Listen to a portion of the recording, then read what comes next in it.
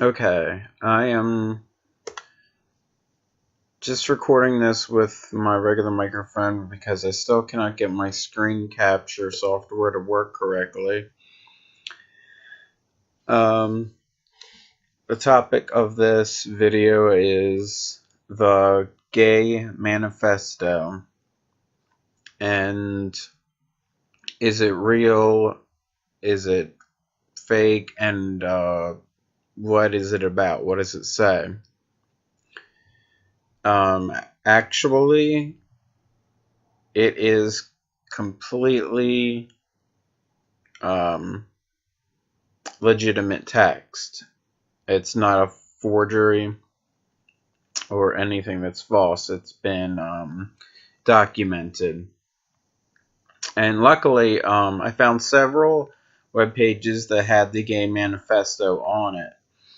But they were always from a conservative viewpoint. So you could say, well, this is false, this is just propaganda. Finally, I found Fordham University. The website is sourcebooks.fordham, fordham.fwh/PWH/SWIFT1.ASP. And it is from a pro-homosexual stance. And it is from a university. So finally, documented proof that the Gay Manifesto is true. That it's legitimate is what I mean. The Gay Manifesto was written by Michael Swift. It was printed in Gay Community News, February 15 through 21, issue 1987. Reprinted from the Congressional Record with preface restored. Here, before I read this, there's one little thing. There's one sentence in the beginning of this manifesto which has been left out of most editions, and the sentence does not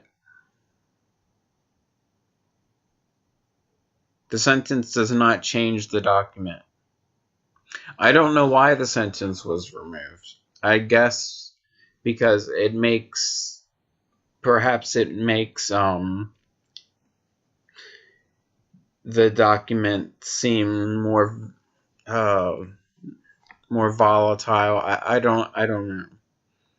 I can't say for sure why they would remove the sentence, because the sentence does not change the statements in this document. And I am going to do a new video when I get my screen capture software up. But I finally found this, and I'm going to share this with you. The sentence that's usually omitted is as follows.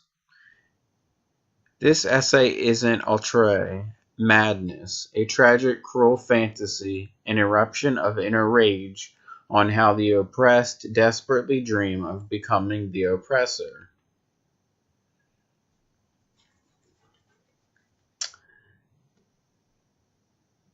In your opinion, does that change in any way what follows?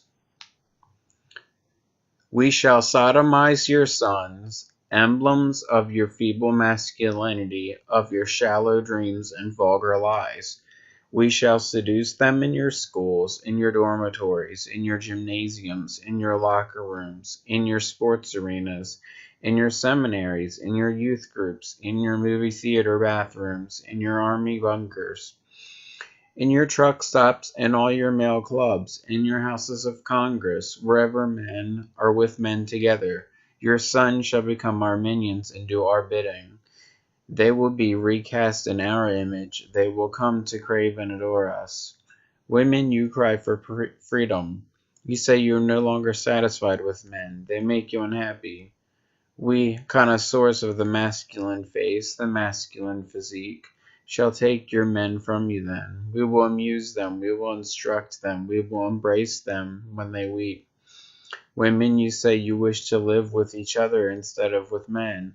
Then go and be with each other. We shall give your men pleasures they have never known, because we are foremost men too, and only one man knows how to truly please another man.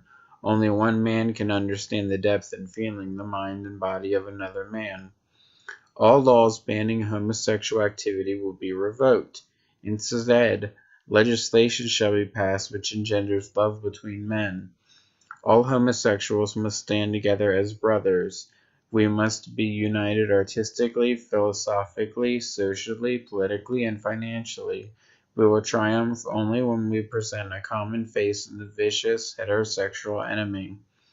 If you dare to cry faggot, fairy, queer at us, we will stab you in your cowardly hearts and defile your dead puny bodies. We shall write poems of a love between men. We shall stage plays in which a man openly caresses man. We shall make films about the love between heroic men, which will replace the cheap, superficial, sentimental, insipid, juvenile, heterosexual, infatuous presently dominating your cinema screens. We shall sculpt statues of beautiful young men, of bold athletes, which will be placed in your parks, your squares, your plazas. The museums of the world will be filled only with painting of grateful naked lads. Our writers and artists will make love between men fashionable and de rigueur, and we will succeed because we are adept at setting styles. We will eliminate heterosexual liaisons through the usage of the devices of wit and ridicule, devices which we are skilled in employing. We will unmask the powerful homosexuals who masquerade as heterosexuals. You will be shocked and frightened when you find that your presidents and their sons, your industrialists, your senators, your mayors, your generals, your athletes, your film stars, your television personalities, your civic leaders, your priests, are not the safe, familiar, bourgeois, heterosexual figures you assumed them to be. We are everywhere. We have infiltrated your ranks. Be careful when you speak of homosexuals, because we are always among you. We may be sitting across the desk from you. We may be sleeping in the same bed with you. There will be no compromises. We are not middle-class weaklings. Highly intelligent, we are the natural aristocrats of the human race, and steely-minded aristocrats never settle for less. Those who oppose us will be exiled. We shall raise vast private armies, as Mishnah did, to defeat you. We shall conquer the world because warriors inspired by and banded together by homosexual love and honor are invincible, as were the ancient Greek soldiers. The family unit spawning ground of lies, betrayals, mediocrity, hypocrisy, and violence will be abolished.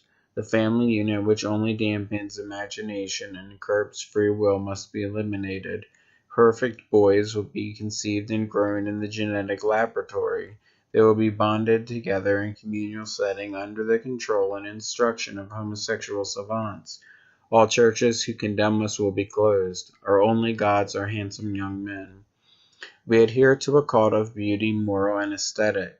All that is ugly and vulgar and banal will be annihilated. Since we are alienated from middle-class heterosexual conventions, we are free to live our lives according to the dictates of a pure imagination. For us, too much is not enough. The exquisite society to emerge will be governed by an elite compromised of gay poets.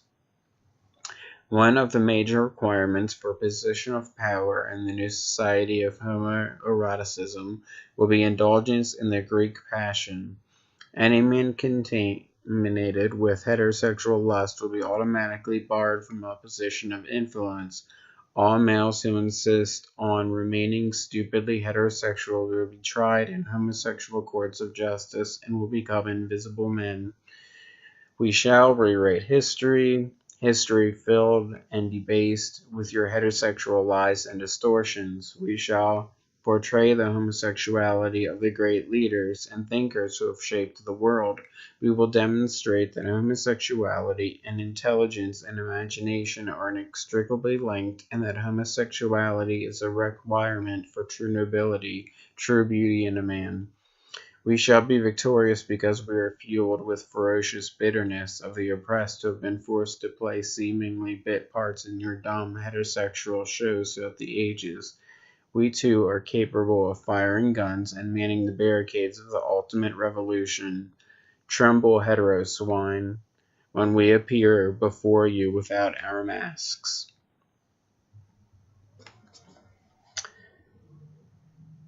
Again, written by Michael Swift, published in Gay Community News, February 15 through 21st, 1987, reprinted from Congressional Record with preface restored, documented by Fordham University.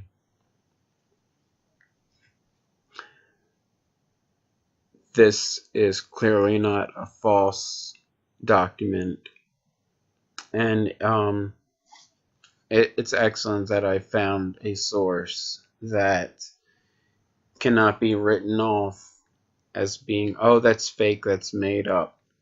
Here it is. Documented website, documented university, documented publication, original date, and that it's from the Congressional Record. Excellent. I would like to read, there's one short paragraph before this that discusses the first sentence that was taken out. It's as follows.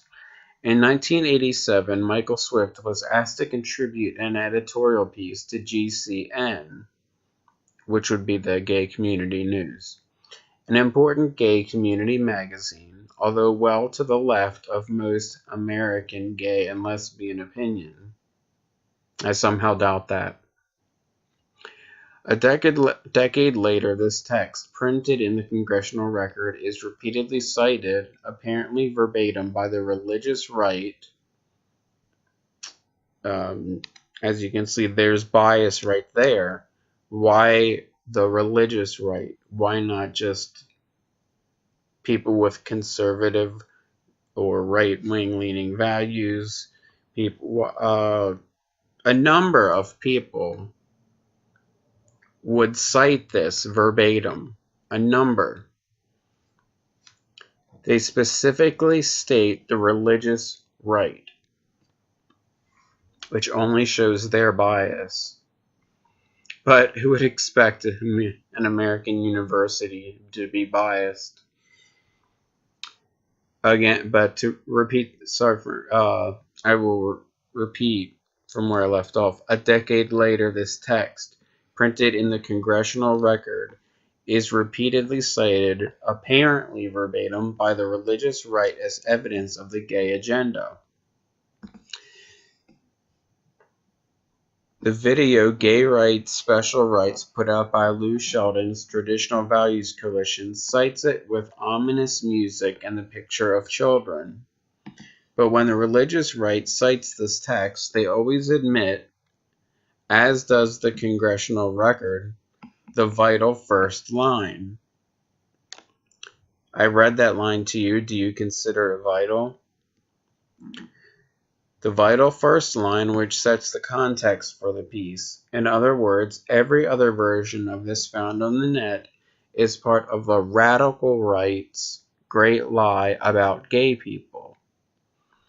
For a discussion of the whole gay versus religious right phenomenon, see Chris Bull and John Gallagher, Perfect Enemies, the Religious Right, the Gay Movement, and the Politics of the 90s, which I would not bother reading for a second. Again, the sentence that is supposed to change the entire meaning of this document is as follows. This essay is an outre, madness, a tragic, cruel fantasy, an eruption of inner rage on how the oppressed desperately dream of being the oppressor. What is a sentence saying? First of all, I have no shame in having to Google the French term outre. And I'm probably not pronouncing it correct. Outre. No, outre. Okay. Outre. Yeah, outre. Okay. Highly unconventional, eccentric, or bizarre.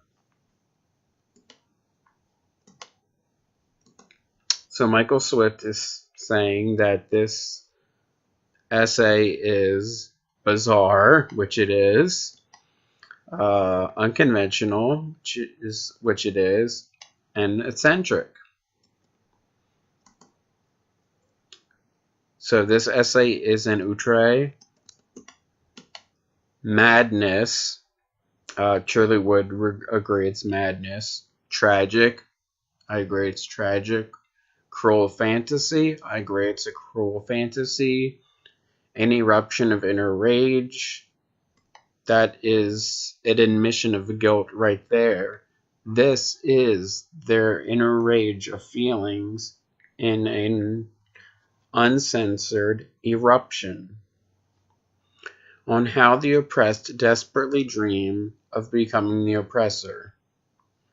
The gay people perceived to be oppressed desperately dream of being the oppressor. The tables turned when, if you read this document, this is nowhere near the tables being turned equally. And to close, I don't know why this sentence was ever taken out, because it does not change the meaning of this document. There's no denying it. And for this university website to actually believe that this one sentence changes this document is ridiculous. So I am happy to say that, well, I'm not happy to say, but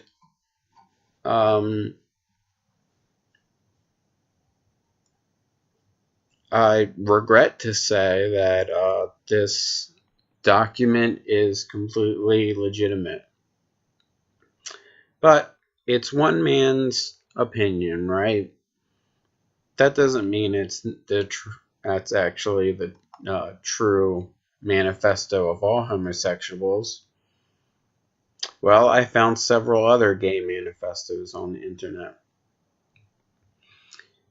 Each one from homosexual, liberal-friendly websites that would have no reason not to put this out as fake propaganda. I'm not going to read these in full because my main goal of this video was the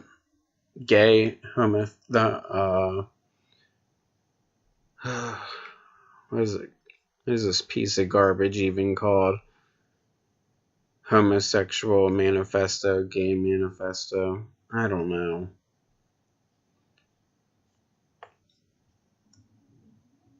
I can't even find it now, but whatever. Gay Manifesto. Here's another one. This is from an extremely liberal homosexual website called History is a Weapon. This website is historyisaweapon.com, DEFCON 1, queernation.html. It's called the Queer Nation Manifesto. Text of a manifesto originally passed out by people marching with the ACT UP contingent in the New York Gay Pride Parade in 1990.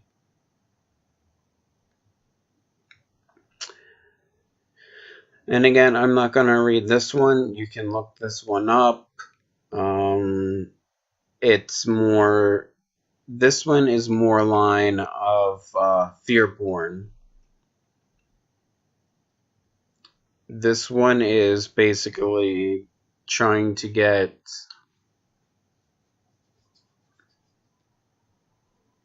homosexuals to be fearful that they're going to be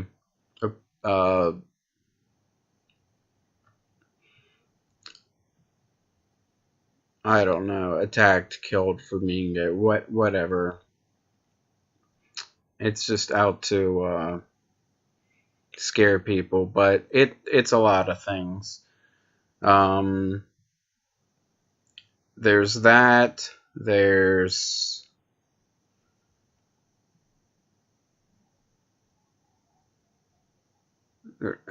another section that I did want to read from this.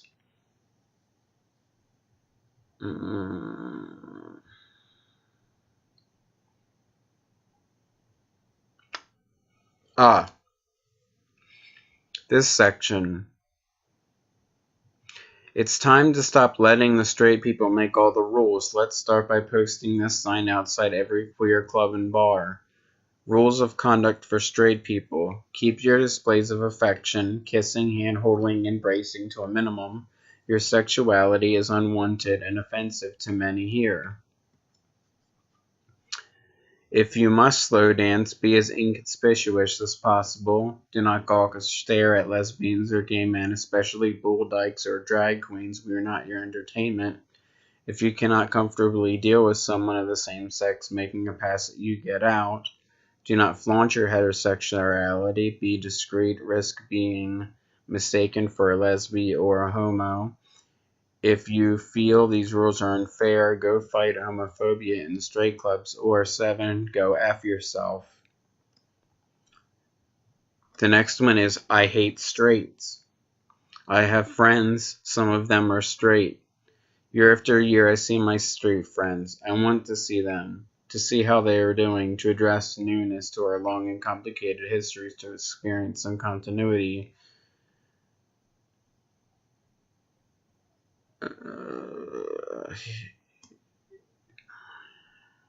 I hate having to convince straight people that lesbian gays live in a war zone, that we're surrounded by bomb blasts. Please, give me a break. When you have the media behind you and they're pushing you on every... You have the media pushing them in every front. See, that's a second Gay Manifesto. Here's a third Gay Manifesto by Carl Whitman. I found this one. It's an actual page scan of an actual document from www.againstequality.org/file/refugees from America, a Gay Manifesto, 1969. So this one's going way back. Being in 1969, this is when they were first starting pushing the homosexual agenda. Because it's such an extreme agenda, it is taking them much longer to fulfill their agenda than it is the others. But it seems like 2 years ago, when homosexual marriage became legal throughout the United States, was the year that homosexuality finally won. There is no end to their fight. Their next fight is the pushing of transsexuality, which I do believe if you're a transsexual, you should be able to live a happy life. Um, I believe it's a real thing. I don't know the science behind it. But it should not be pushed as normal, and it should not be pushed on children, especially children as young as 2 years old, 4 years old. We're seeing all this. It's disgusting. I'm not saying that being transsexual is disgusting. I'm saying it's disgusting to force this on children, which is exactly what's happening. But anyway, this third Gay Manifesto, this one is very long, and since it was written in 1969, and this is a scan of an actual document, I would say this is very legitimate.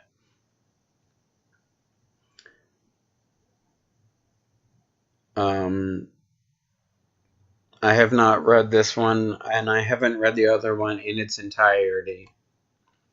But I did read the main Gay Manifesto, the one that everyone knows about in its entirety, including the original sentence. That's preamble or whatever you want to call it.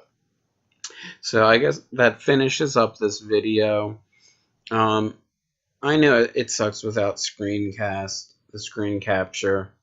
I can't get the software to work, and I'm feeling the need immediately to record this.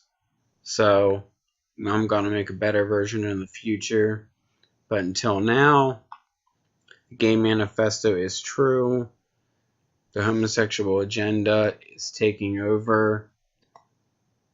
And as long as the media pushes homosexuality, it will only continue. Homosexuality is the sin that is going to bring down Western civilization. It will bring down the church. They already have people suing bakeries because they won't bake a wedding cake for a gay wedding. So if you can sue a bakery for not baking you a wedding cake because you're homosexual, and homosexual marriage is legal now, can't a homosexual couple legally sue a church for not marrying them? Very interesting. Homosexuality is going to be the nail in the coffin of the church, of Christianity.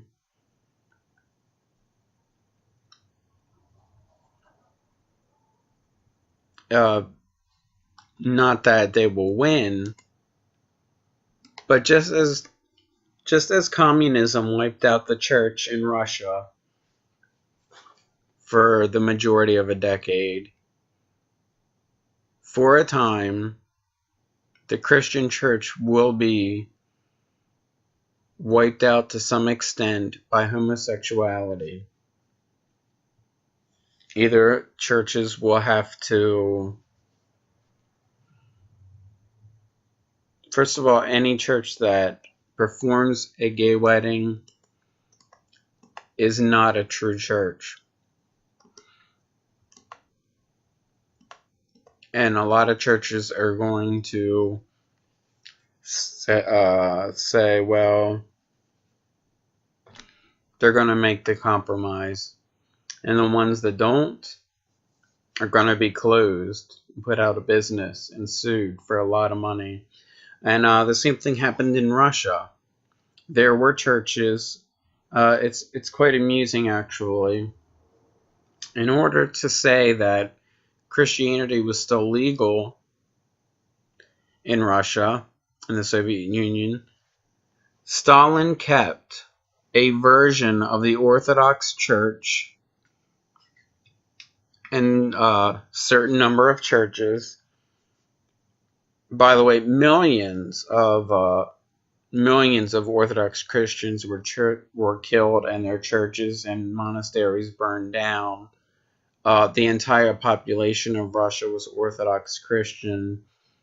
After the Soviet Union, it probably went down to 5-10%. 5-10% of churches being allowed to stay in existence, and most of those as museums, not actual churches that you would worship in, but they were kept as museums. So when the press from the West would come over, they would say, of course, we have this burgeoning Christian community, and here's our churches, and that's how they kept the lie going. And I know that's a huge departure from the Gay Manifesto, but it's an important way to close this, because this is why homosexuality was chosen. I certainly do not cite homosexuals as being the worst of sinners. As Christians, we all have sin, and we recognize ourselves as the chief of all sinners, and we don't point to other people's sin. However, if a sinful agenda is taking place, it needs to be called out.